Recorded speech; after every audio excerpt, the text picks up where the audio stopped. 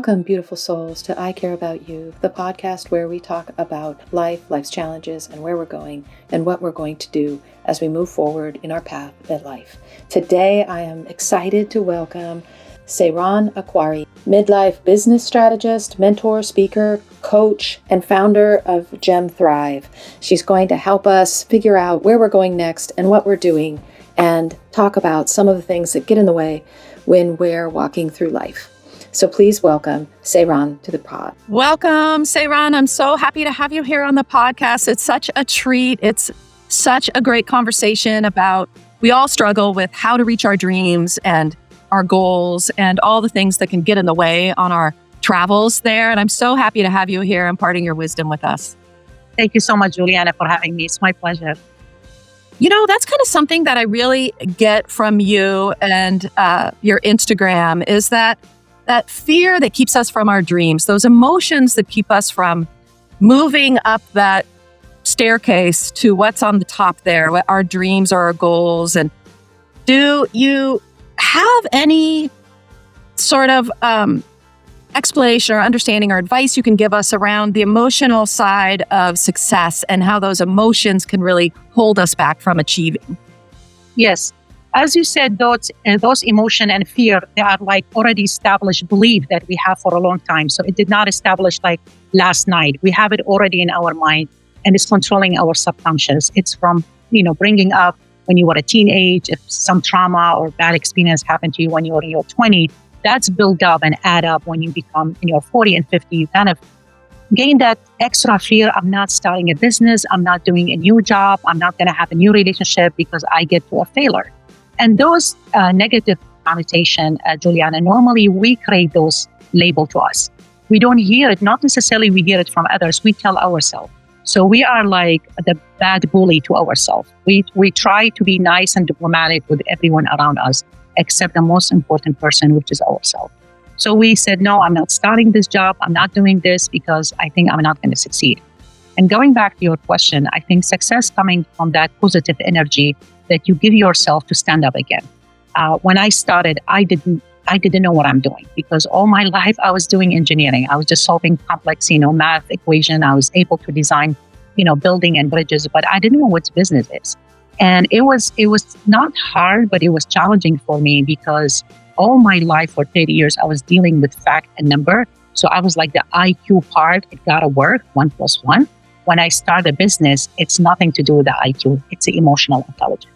It's the EQ, it's reading people, it's the coaching, it's the listening, and the communication skills.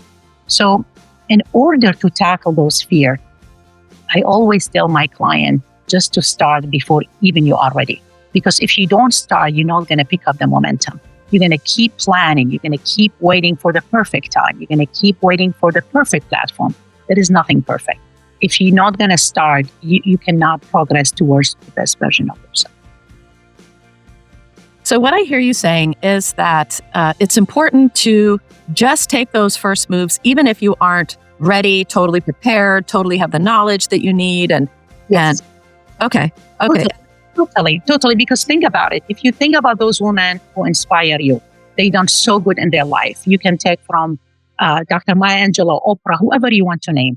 They were never reach the perfect time in order to start. They started, they dive in, they jump in, and they figure things out while they are going. They were not just waiting for years for the perfect moment or the perfect platform. You got to start because if you don't start, how you know this is the right path for you? You got to try that path. If it's not working, then you pivot and you change to something else. So I always tell my clients, start before you are ready.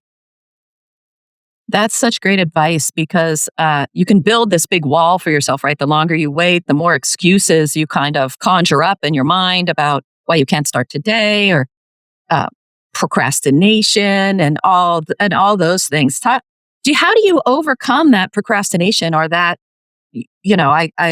what if a lot of people have fear, myself included, about what will other people think, and that is just really stops us in our tracks and we don't go any further. So how do you deal with the procrastination and these beliefs that are so scary? How do you reduce that fear, that scare factor? Okay, so there's two pieces in your question, and they are very important questions. The first piece is how I can manage how to do those side business or even my day job. How can I not delay the task that I'm thinking to do? I think my time management is one of my greatest power that I have. And the reason why I'm saying that, because I don't mix the two. I'm still working a full time as an engineer. Today, I'm not working at my day job. I'm just doing business. So I'm not really balancing them out. So there is no procrastination. I'm not delaying them because today it's scheduled only to do a business. I kind of integrate both. I integrate my love to engineering, integrate it with my side business as a business strategist. So when you manage your time so well, don't tell yourself, I'm going to mix every task together. Just say, today I block 2 hours to read. I block 1 hour to write. I block 1 hour for my podcast. When you block those time, it's going to be a process and phases you go through. And at the end of the day, you feel very good. Like, I didn't delay anything because I already planned everything in sequence. The second part you said about, how not caring about what other people think, like the validation portion of it. I feel like when I was younger, and this is applied to a lot of women in midlife, I'm in my midlife. When I was younger, in my 20 and 30, I was always in that need to validate by others, the approval, be part of the group. Am I belonging? Do I look like everybody else? Then when I hit my 50, I realized I will never stand out if I do the same thing like others. You will always succeed when you do your things that nobody touch it, or the thing that scare others. What do you mean you start a business in your 50? That's scary. Guess what? I'm doing it. So going back to you saying that how I don't care about what other people said, I always remember this. What is the purpose of I'm doing this business? It's not to satisfy others. It's to satisfy myself, leaving impact for others. So my purpose for doing this is not to have the likes or the clap or the cheering from others, which if you have it is a plus. I'm not against it. But that should not be for your reason to do the business. The number one reason for your business should be a change and an impact. Because when you are younger, you make money, but when you hit that mid-50, you have to ask yourself, now what? Is that all what I need to do? Making money and take a couple of vacation and just have a nice meal? Do I call this a life? To me, I call that such a boring routine. If I'm doing this every day, that's just a boring life. But if you have an impact, if you have that message, if you have that one idea or one service that you really do it so well, and I call it core genius or hidden talent. If you are willing to do that, if that one idea or one service, it's going to make impact and helping others, that's when you are succeeding. Wow, that's so wonderful, and seems to be a common theme with a lot of folks in the second half of their life, is that all meaning seems to become so much more valuable or so much more intertwined with all the goals that you had than when you were in your teens and 20s, maybe 30s too. And I want to talk about that. Like, how does one find their meaning or their purpose in life? Like, how would someone go about that if they've been working along, climbing the corporate ladder, making money, achieving these financial goals or things and accumulating whatever it is they're supposed to accumulate. And then how do you find meaning in your life? Do you switch gears and look at that? What do you do? And this is a beautiful question. I get to ask this by many clients when I do the complimentary session with them. They said, we feel that we don't have any purpose or meaning in life. We are just meant to be in IT. We are just meant to be a physician. We are just meant to be a lawyer. And to be honest, that's not the real thing, because even Robert Greene talked about it in the Mastery book. Each one of us have a life task or a life purpose. Your life task or life purpose, I call it hidden gem, is different than mine. Mine is different than somebody else. All together, we create the complete puzzles and coexisting, right? When you feel that you don't have that meaning or that, purpose or message in life, you just need to sit down and really be mindful and having that difficult talk with yourself, saying, okay, when I was younger, when I was in my teenage, when I was in my early 20s, what was that thing that I really loved doing it? When I was in college, did I love reading? Did I love writing? Did I love knitting, cooking, making things by hand, speaking? There's skill hidden inside us, because when we go to college and we study 4 years and after that we get to the real life, meeting the partner and getting pregnant, having a baby. So I'm speaking on behalf of women, as a woman, we kind of that push this away. We kind of like mute that hidden talent. We kind of put it to sleep. But if you think about it again, those hidden talent are not dead. Those life purpose and tasks are not dead. They are still inside you. They are muted. They've been sleeping a little bit. You just need to bring them back to the surface. So if you hit your 50 and you've been doing, let's say, 30 years of IT and you're making good money, you are an IT, platform, you have no problem financially, but inside yourself, you know that you have something else to offer. So if you ask that question to yourself, said, okay, what is that one thing that I really do it so well, but I don't value it enough? I don't give it enough value. And also, what's that one thing? Is the same one thing that people compliment me about, but I just brush it off. So, for example, if you are in IT, but at work they call you problem solver, they make you a team lead because you are approaching people very well. Your communication skills are great. You have that deep connection and kind of like read unspoken need for people. That's mean you won't be a coach or a mentor. Although you've been in IT technology, but you have that skills with people that your emotional intelligence is very high that you can utilize it as a side business. And not necessarily, Juliana, you need to quit your job. That's not my call. If you are in IT, but you've been reading and writing since you were a teenager, I will never ask you to quit your IT job, which is $200,000. You pay the bills, you're raising, family. But if you start writing that book, if you really thrive in writing books and your book make $1 million, you're going to quit yourself. You're not going to come back to me and say, guess what? I'm a famous author now. My book make a lot of money in Amazon. I still need to do the IT job. No, you're going to quit yourself. It just don't try not to put that hidden talent on sleep again. When you hit that midlife, it's time to reinvent. It's time to reborn those hidden talent inside you. Wow, that's great. I think that really touches on this concept of that you require some sort of faith in in whatever it is your meaning is. You have to develop some faith in it, which I think is sometimes hard for folks who have been seeking this external validation, which we all really struggle with. Yes. And then to switch gears and just have faith in your inner knowing, and then to put the work into your inner knowing, because oftentimes that meaning that you have in your life, it doesn't all of a sudden just start producing all this money and all these things that you're hoping to gain or that you need, the security around all the different things. So how do you cultivate that faith in yourself? And when you're hit with something like, oh, I've been doing this podcast for 2 years and it's not really manifesting in this way I would like to, should I just stop? How do you deal with those kind of self-criticisms? Continue like going, how you have that energy or the passion to continue going. I always remember a beautiful quote from Pablo Picasso. He said, the meaning of life is to find your gift. That's, to him, is the meaning of life. The purpose of life is to give it away. But first you have to find that gift. So when you find that gift, let's make an example. Let's say I'm doing a podcast for 4 or 5 years. I put all my soul and heart and energy. I do my research. I interview very successful people. I put so much time into it and I don't see any result. I'm like, is this the right things? Maybe I'm not meant to be a podcast host. Maybe I should pivot. Maybe I should do something else. And I hear that from a lot of business owners, small business owners. They said, when we continue doing it and we lose the momentum, we lose that passion or the faith that this is the right thing, we call it a day, said, hey, I'm just quitting. I'm just going to take a break, right? I'm just going to take a break for 3 weeks, 4 weeks. I'm going to travel. Maybe podcast is not my thing, right?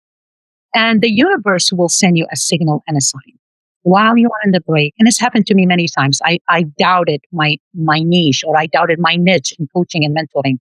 While you call it a day, while you doubt yourself, while you said this is not the right thing, you receive a text or you receive an email or you receive a message from someone telling you, hey, Juliana, I'm just checking with you. How is your Thanksgiving, going? Are you ready for the end of the year? Just like a casual talk. And I don't know more. And you would say, oh, you know what? I decided to take a break. I think I need to, do something else. I feel like I need a break. That person will tell you how your podcast did impact their life, how your guests and, those nuggets and tips that you share with your audience affected their daily life, their activity, and you make such an impact in their life. And that same person will tell you, please don't stop. You're doing changes, you're affecting people. That's happened to be people are not, telling you how much effect because they are busy also in their life, but they give you that hint not to stop. Those feedback, what is keep people going? Those feedback, positive feedback, like it's pop up when you doubt yourself. And it's always happened in universe. It's like the message from the universe telling you don't stop.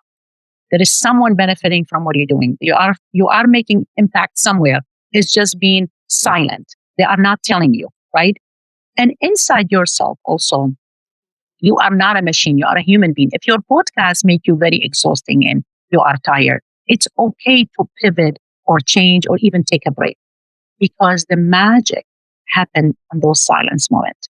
And we always say that in coaching world. We said the miracle between the client from the coach and from the mentor and mentees or the coach or the client, it does not happen at the coaching session. It's happened after the coaching session, in between. So it's happened in that silence mode.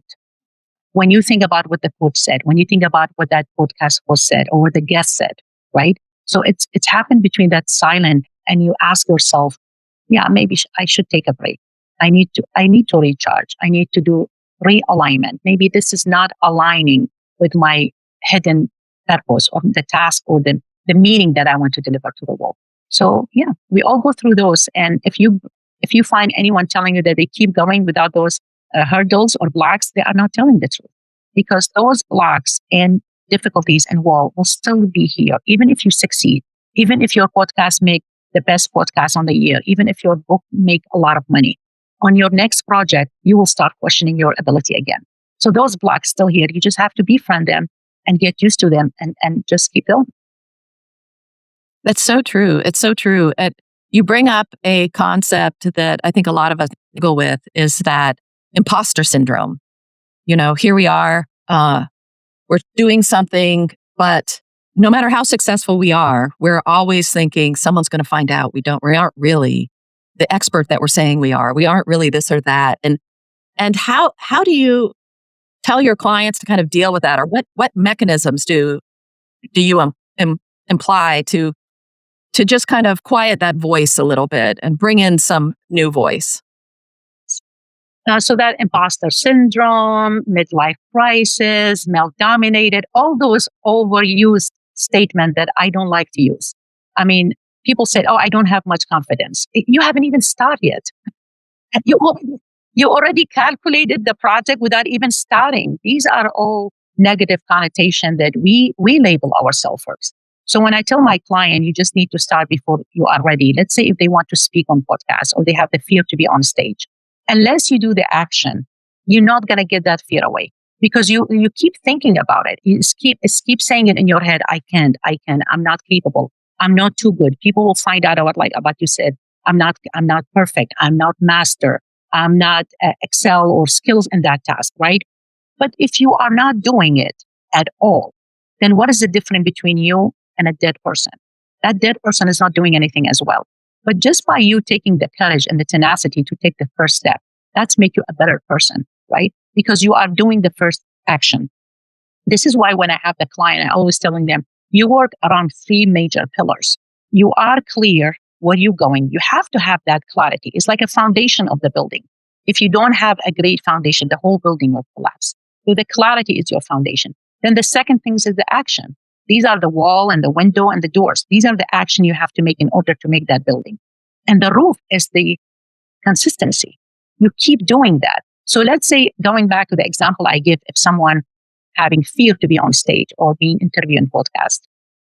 Okay, if they are not taking action to lead a staff meeting or to speak at an event before they go to the stage in front of 2,000 or 700, let's say TED Talk or a big audience. If they don't do the small group talk first, how they can get to that level, right? So you have to have the first, it's the action. And I always say, is the confidence doesn't come first, action does. When you create the action, the confidence will build up. And where does the confidence come from? By doing it and being competent about what you are doing. So if I tell you, oh, just pretend you are a good speaker, be on the stage and faking it, guess what? Everyone will feel it. Everyone will sense it that you are faking it. But by you doing the action and the consistency, you're going to create that competent. So when you show up on that stage, people will feel the energy. Said, oh, you can tell she done the work because she's very competent. She had the skill. This is why she's speaking very, very easy. She has captivated message. People get engaged with her. You cannot fake those things, but you gotta take the action. So I tell the client, you have the fear, it's okay, but let's tackle the fear with action. And when they do the first things, they said, oh, I spoke at an association. There was only 20 women. I said, don't say only. You were not even talking with one person. Now you're talking with 20. The 20 become 200, the 200 become 2,000. I still remember when I spoke the first time. I literally forgot my name. I was on the stage. I'm serious. I was on the stage, and here I am, the smart engineer who speak like nonstop in staff meeting with engineers. But there was a different platform. There was women in technology, and there was other women on this. I didn't know why I'm there. And the lady who asked me to speak, she kept looking at me like, hello, like say something. And it was very scary. But when I start picking up, the momentum and I start engaging with the audience, it become easier. And that doesn't mean I speak like less wrong. No, but I'm better than 5 years ago. And that's when you measure your success. If you are better than your version from last year, that's considered success to me. You haven't stopped. It's not a stagnant, right? You keep moving forward. Right, right. And that's so much about the journey. And, how I think that's another thing people kind of struggle with over time is they're on this journey and they're sort of like, when am I going to reach the end? When am I going to reach this goal? And they get disillusioned along the way somewhere. And kind of keeping that momentum up is such a challenge. Yeah, it's a journey, phases. It's a path you take. I feel like the target is keep moving further, right? Like they said, if you said my purpose or my goal is to earn my master's degree, you're going to be very excited when you earn that master's degree, but that should not be your final destination. It should be other journey behind or beyond the master's degree. So you have to enjoy that process in a way. You don't call it as a painful process. You have to call it, it's a phase that I have to go through it, right? Same thing like learning and training. When you take learning and training to be a coach or a mentor, you're not going to be a great mentor in 48 hours or 48 days. You're going to be a great mentor as you go because you add up those skills as you go. And I always say the same definition for success. I never change it. And I have it as a quote in my Instagram. Success is your relentless energy to keep progressing. You just need that energy. It's not that if I fail, then that's it. I'm done. I think this is not for me. No, pick up yourself again and have that positive energy again to start over again. And the people who have that energy, you always see they succeed at the end because they don't give up. They refuse to give up. And those are the people who are going to make it. Right. It's so true that it's your tenacity and your perseverance that pay off in the end because you're just continually showing up even when you had a bad day yesterday. Here you are again. And what about those bad days? Like what should your takeaway be from those bad days, those bad times when things tank and it's horrible? And we all have those, right? And nothing easy in the big. Everything is it looked perfect on paper. Every goal looked very sexy and there's a lot of vivid color into it. But when you start doing it, it's look like your foot on the mud, right? It's very muddy. It's confusing. It's like what I'm doing. I'm confused. I don't even know what to do the next step. Those bad days, it's normal to happen. You cannot expect as an entrepreneur, as a small business owner, as a teacher, as a doctor, as an engineer, that this is a linear path. Every day, if I wake up with affirmation, I have my coffee, then my day's great. No, something will happen. It might ruin the moment and an effect or an event happen. It will ruin the moment for you, but don't drag it. Don't dwell into it. Don't drag that one event until the end of the day. And that reminds me about, I fell in love with Stoic when COVID happened in 2020. And I started reading for Robert Greene a lot, and especially Ryan Holiday talk about the Stoicism. And it's telling you exactly that the wisdom about it is you accept the stuff that you cannot control, right? And you can change the things that's in your control. So if I plan to go with my girlfriend to go out for a walk and it starts pouring rain, that's out of my control, right? So Stoicism telling, accept that. It's environmental, right? It's raining. If you still want to go for a walk, you can walk for a little bit. If you want to hold the umbrella, right? And you can change it to a coffee at Panera Bread. It's in your control to still make it a good day with your girlfriend, right? You're still in your ability not to be depressed about it. Say, oh, why this has happened to me? Why is raining? It's raining. It's life, right? You cannot control it. So why are you punishing yourself for something that's out of your control? You just need to change or to kind of like tweak what is in your ability. So if it was a plan for a 1 hour walk, you can make it a 10 minutes walk and do something. You'll have a dinner or, like I said, having a coffee with that person, right? So those bad days, to answer your question, it's here or will still be here regardless how educated you are. You can read 100 books a day. You can do affirmation. You can do yoga. You can do exercise. If something bad happened to you, especially losing a loved one, if I'm not expecting you to bounce back the next day as the same, you just lost someone. It's normal to grieve. It's normal to give it time, give yourself a space to come back stronger than ever. So don't expect those bad days going anywhere. You just need to befriend them and handle them well. Yeah, you bring up an important thing, which is flexibility, right? Not being so rigid in what's going to happen. Because a lot of times when we set goals, we're very rigid. Like in 3 months, this will happen. In 6 months, this will happen. And by a year's time, this will happen. And if something happens in between time, people will abandon the goal often because they're so rigid. So how do you stay flexible? And what is the magic in being flexible, but also not going on to the other side where you're just free flowing everything now and you're too flexible, you're too open. How do you maintain that balance? Yeah, what is the fine line? The fine line when you do the business and you decided to succeed in 1 year, that's okay. You can put it in writing. You have a business plan saying, I'm going to have 10 clients, I'm going to write a book, and I'll have 3 speaking gigs. You put those on paper, right? And you look forward to those things and you work so hard for them. You might accomplish some and not accomplishing others, which is fine. Things happen. The speaking gigs being canceled, the book, the publisher, or the editor, or something happened in between out of your control again, but you've done your best. You keep telling yourself this, have I done my best? If the answer is yes, you have no reason to be depressed about it, right? You have to be open and flexible in a way. We are a human being. We are not a machine. We are not a robot here, right? We have emotion happening. We have family. We take care of elderly parents. We have kids, partner. We travel. We have bills to pay. So we are not a machine in order to tackle everything is written on my business plan. And if it didn't happen, then I'm failing. The key is here. I always remind myself, if I lose the joy for doing my business, that means I'm doing something wrong. And I'll tell you what I mean. If I pressure myself in a very bad way, mentally, physically, just to write that book, I'm going to lose the joy. It's not even worth it. Your business have to be a source of income and a joy. The income is important. If someone telling you, no, you should do free business, that's not right. You still have a book to fill, right? You have bills to pay.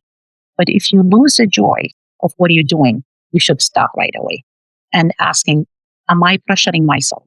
Well, I have to publish that book in December. It's okay. Something happened.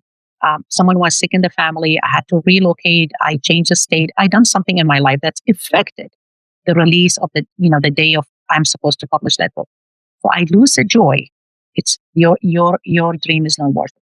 You have to have that source of income, but combined with the joy. You have to really enjoy what you're doing. You have to enjoy it. Your side business, you put your soul and time in it. If it's going to be a source of pressure and stress, just don't do it. It's not worth it. Yeah, that makes a lot of sense. I think sometimes we are unsure, even if it's bringing us joy or not, simply because we have all this other negative kind of self-talk and the self-critic is there. And that voice is really loud and we've given it a stage inside of our minds so often in our lives. And it really knows how to work the stage. And then it's sometimes hard to figure out, well, is this really joyous overall? Or is this moment just very uncomfortable and it's bringing me no joy at all? How do you tell the difference between that inner critic, that negative self-talk, and this usually quieter voice telling you it's still joyful overall or you're on the right path? Or how do you tell the difference when that negative self-talk has been given such a big stage? I see the intuition very high with women. We feel things before even happen. I mean, we wake up some days and we don't even like to go to work. We said, it's gloomy. I don't feel well. I have this weird headache. I'm not just going to report to work. I'm just going to call it a sick day and stay home. We hear our intuition. We hear inside, like the inner talk, right? Mm-hmm. Things that we can control is we have to admit if the event happened and is annoying us, it's just an event. That event will not dictate the whole day. If that event happened 10 o'clock in the morning, right? We should not drag that event all the way until we go to the bed. That's just an event happened 10 o'clock. It was a bad meeting. It was a bad client. Something happened. It's life. You can't expect everything is rosy every day, right? But we have to really define the event as just one event happened in the morning. We should not dwell on it. We should not take it all the way until the end of the day. And I always give this example on my podcast. I said, if you start your day going to Starbucks to grab a coffee or panera bread, and if the cashier happened to be a little bit on, let's say, harsh or like rude sense, you come across to you like he was rude. You should not take that cashier incident all the way until the end of the day. You go to work, you talk about that cashier, you talk with the partner, you talk with everybody. Oh, that guy, he was rude to me. What do you know about this guy's life? You might ask for that coffee from him. At the same time, he received a very difficult call from his doctor that his only child has a bad disease. How are you expecting him to greet you with a smile while he just received that difficult call? We can't tell what people are going through. And we should not take it such in a personal way, saying, he's rude, he's racist, he hates me, he's not a good, let me call his manager, I'm going to complain about him. First of all, you make yourself miserable. Second of all, you give that incident a bigger size, right? We exaggerate on the event. He just had a bad day, just like everybody else. But by me dragging that one incident, one bad event all the way, and I go to work and telling everybody else, the person who lost here is me. Because I make that one incident, which has happened 8 o'clock in the morning, it's the story for my whole day. I did not gain anything. The day was not productive. And mentally, I exhaust myself. So just take the event as one event happened and try to pick up yourself again and try to bring that energy. It's not just affirmation, Juliana. It's you talking with yourself. Does this event really worth my energy? If the answer is no, keep going. Don't even dwell on it. Right. Yeah, that's so true. We do take these small events. Somebody cuts you off in traffic on your way to work and you can't let it go all day. And it just becomes a theme of the day. And to be able to just go, okay, let it go. And I'm going to do here and give people the benefit of the doubt is so powerful, really, because so many people end up creating their own reality out of all these things that are, this person cut me off in traffic. This person didn't say hi to me, this, and this. I got a parking ticket. The world's against me. The universe is against me. And that becomes a barrier to moving forward or any type of success. Yes. And if you are younger, it's okay because we don't know better. We think everything should be perfect. The best job lineup for me, the best partner waiting for me. But when you hit your midlife, you really have to realize that your energy is so valuable. Everything's about energy, right? If the event happen, you have to ask yourself, does really worth me replying? The bad email come at mid of the day or someone was rude to me at 11 o'clock. Should I reply back and ruin all day? Like you said, make it the theme of the day? Right. We have to keep those energy to the things that really matter. Our good eating habit, our reading, our job, the quality, the stuff we are master at, the business that we are doing. Those are the things that need our 100% energy. Someone cut the traffic, someone was rude to me. They should not define who I am. That's just an incident happened, right? And you have to ask yourself again, does that worth me to reply? If the answer is no, just brush it off and keep going. Yeah. That brings up a question that I think a lot of people have is they don't even know what questions to ask yourself. Like, how do you provoke this inner dialogue to move forward to a better place? What are some valuable questions we can ask ourselves in that space to define, like, is this me, defining me, or is this just an incident that happened? Is this negative email defining the fact that I'm not a good employee, or is this just something, a speed bump, a bump in the road, something like that? What are the questions we should be asking ourselves? I can give you the one question that I ask myself when things happen. And maybe because I've been doing coaching and mentoring for a long time, um, I'm just like anybody else. If something really bothering me, I'm a human. I'll be upset, but I'll try not to drag it for a long time. But the question I ask myself is, I always say that, what is this incident trying to teach me? Now I'll always have a good answer. I will not take it personal. Because sometimes even when people criticize us or an event happening against us, it's not always to punishing us. It's not always the punish part. We take it personal, said, you know, he hate me, God hate me, this is a bad day, this is a punishment. Actually, it's a lesson. If we just keep quiet for a little bit, we pause and we ask this question, what is this incident trying to teach me? And you will always have lesson into it. That's you learn from. So that's what I ask myself. Yeah. Yes, I do that too. And it's so important. It kind of takes away the emotional charge of it and puts it more into, why did the universe present this to me? And what can I walk away from a stronger, better, more compassionate human? Yes, definitely. Yeah, I love that. I love that. And I wanted to ask you about, there's a lot of folks in midlife that they start building up all this negativity, like we're talking about, like the world's against me kind of mentality. And especially so in these political times where people are feeling very uncertain or unsure, or everyone's very stratified. You're either on this side or that side, and people are feeling loneliness, a lot of it due to these negative perspectives that they pulled into their lives. And then they're kind of presenting it out to everybody else, and people are withdrawing from that. And I know a lot of folks in midlife are really struggling and holding on so tightly to these negative viewpoints and the us and them and the I'm right and they're wrong and everyone's out to get me. And, this aggression, like it's almost like it's become this aggression towards their own life. How can someone realize that's what they've become and also take the first step to getting out of that? Like, how do you even realize? Because I've talked to folks like this before, and they will completely justify why their opinion on the world is doom and gloom, very negative. They've justified it in their mind. So getting them to kind of switch the gear and not take it as an insult, but more as like, for my own benefit, I need to be more balanced in life. Like, what questions should those people be asking themselves, or how do they know how to shift? Any advice on that at all? Because I know a lot of folks are living with people like that. Yeah.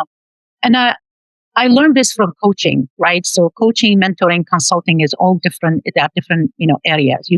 We are not therapists. So if someone come to us and telling us, this is how I feel because I had this bad incident happen to me when I was 8 years old. This is therapy. I always say, listen, I have no medical background. I'm just a coach, ACC. I have a certification in coaching and mentoring. Please don't mix this with therapy. But to answer your question, there's a lot of client coming, to be honest with you. After the complimentary call, I have to refuse to coaching them further because they are not coachable. They need something beyond coaching. They need deeper help, right? They need therapists. They need other things. But for those people who are coachable, when I let them vent and they tell me what they want, it's bothering them because this is how they feel. The world's against them, the partner against them, the kids don't love them. They left the house, everything against them, right? I always remind them again. And I said, you've been venting for 15 minutes. If this is going to be the theme, or if this is the style you are thinking, I'm going to come to those coaching sessions, just listening to the vent and whining and complaining about what's happening. This is not a coaching session. Coaching session or mentoring, I'm taking you from A to B, and B should be in a better phase. A is where you are right now. B, where you love to or you are dreaming to go. So I'm accountability coach or a partner, using my skill as a coach or a mentor, taking you from A to B. But if the session will be you complaining about your partner not helping you around the house, or your son is not calling you on Mother's Day, these has nothing to do with my expertise. I'm not here to make you feel good. That's not my job as a coach or a mentor. I am here to guide you towards your goals and your best version. I cannot control your son didn't call you on Mother's Day. That's something you have to handle it with him. This is personal. I can listen to it for 10 minutes, but don't make it a vent call. We are not friends yet.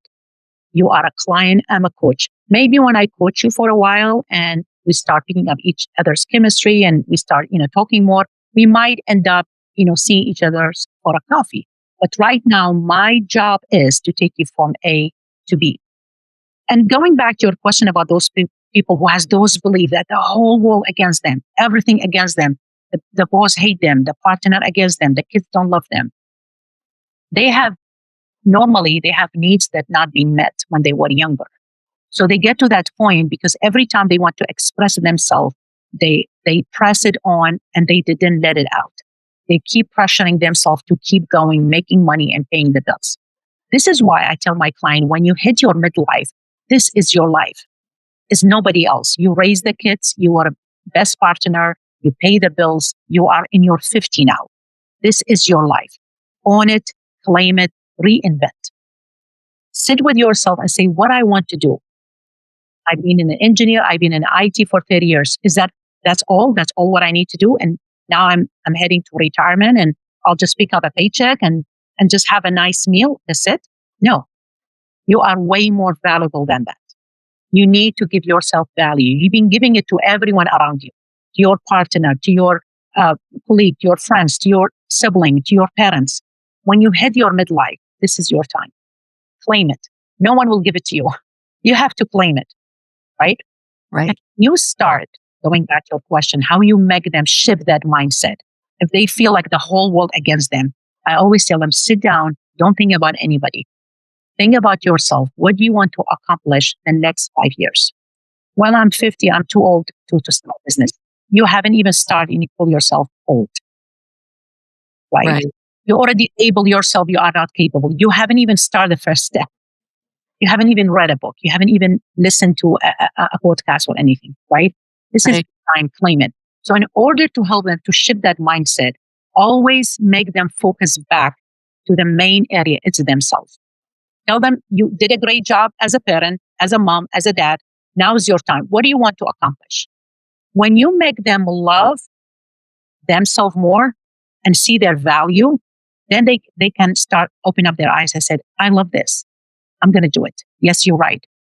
I have a value. I happen to be not claiming it. I do have a value. So focus back to their main purpose in life. Ask them questions one after another, not about the past, about what they want to do in future. They are here right in front of you in a coaching session, but where they want to go. What is that destination they are dreaming about since they were 30? But now they are 55, they feel it's too late. It's not too late. It's going to be late if you leave the world without doing it. That's too late because we are already dead. But it's not late if you claim it in your 50. This is the right time. Just do it. To reinvent and get to your best version. I love that so much. It switches the dialogue from, and this is a problem, and this is a problem, and this is a problem, to what reinventing yourself and claiming your power. That is beautiful. A perfect and profound message to end this podcast on. It's really such a thought-provoking thing that I've never thought of before, to just, get past this wrongs that have been done. You can deal with that later in a different format, but really claiming your power and reinventing who you are. And so, because a lot of people just get so doom and gloom about the second half of their life. Oh, it's, just going to be retired. It's going to be boring. And I'm going to get on my partner's nerves and all these things that, preconceived things that we think that your part of life is. It should be your gold years. It should be the years that you really enjoy because you are done with raising little kids. You are done with proving yourself at work. You are senior. You've been doing the work for 30 years. Now is your time to really claim what you're really good at. And when you reinvent yourself, Juliana, you will see it in people's eyes. When you show up in that room again, everyone will ask about your secret. Oh, you look younger. You look more energized. What you have been doing lately? You said, I've been claiming my space. I've been claiming my rights. I discovered my real value and I claim it and now I'm doing it. The people will see it. It's energy. The minute you show up in that room, people will see it. That is so true. And so powerful. Thank you so much, Sairan. I love everything that you said. It's such a wonderful food for thought for all of us who are at any turning point in life, regardless, to just take that pause and do this work that you're talking about. It's just really a gem. It's a gem. Thank you. Juliana. Thank you. Thank you. Thank you so much to Sairan for such a great conversation on how to pivot in midlife and move forward. Sairan has a lot of really great things in store for the audience members. If you mention the podcast, she'll give you 15% of 15 minutes free of her services. And she'll help you set up things like your LinkedIn, any kind of social media that you have to make it look more professional or more in line with your meaning and purpose. And that 15 minutes, incredibly valuable and really helpful for you if you're just sort of feeling deer in the headlights. Where do I go next? What do I do? What am I supposed to be asking myself? How do I pivot out of this job and into something new? All those things. She is an incredible, incredible asset for you as you transition into your next chapter. Thank you again, Sairan. And to all of you, thank you so much for tuning into this podcast, for being here, for listening to these things, for providing great information and feedback, and for showing up for yourself and being there for yourself and taking those bold first steps into a new chapter. Know that I support you in that endeavor. Know that I care about you and I love you. If you know somebody else who might be looking at a new chapter, please forward this to them. It would be very appreciative. Thank you again so much, and we'll see you soon.